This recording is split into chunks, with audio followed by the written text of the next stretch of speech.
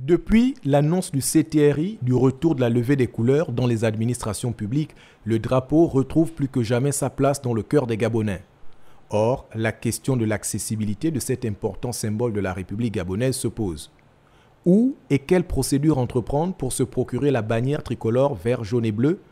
En principe, c'est le ministère de l'Intérieur qui devrait fournir des drapeaux de bonnes dimensions et de bonnes couleurs aux populations. Par exemple, vous remarquerez que pendant la fête du 17 août, on convoque souvent les chefs de quartier pour aller prendre les drapeaux, n'est-ce pas, dans les mairies.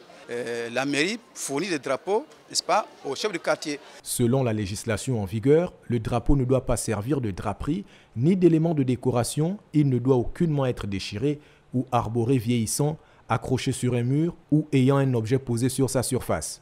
Il doit toujours dépasser la tête de l'orateur ou du conférencier installé devant lui. Ajoutez à cela la question du respect des mensurations est également à prendre en compte.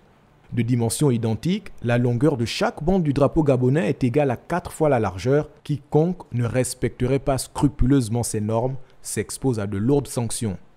Dans le code pénal, en son article 86, il est dit que quiconque a, par parole, écrit, geste, outragé les symboles nationaux peut subir une prison de 1 an et plus et d'une amende de 5 millions et plus.